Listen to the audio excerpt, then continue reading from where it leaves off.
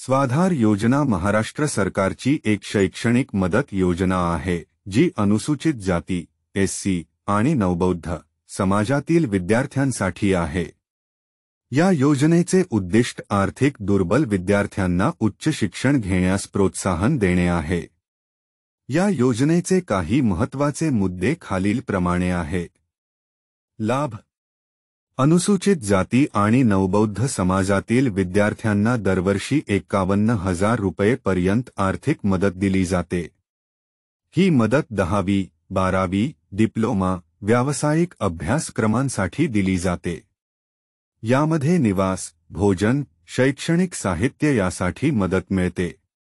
पात्रता: विद्यार्थ्यांचे वार्षिक कुटुंबीय उत्पन्न 5 लाखांपेक्षा कमी असावे। विद्यार्थी महाराष्ट्रातील शाळा किंवा महाविद्यालयात शिकणारा असावा।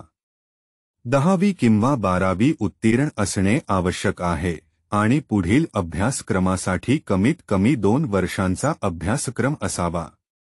विद्यार्थ्यांनी आधार कार्ड आणि बँक खाते असणे आवश्यक आहे।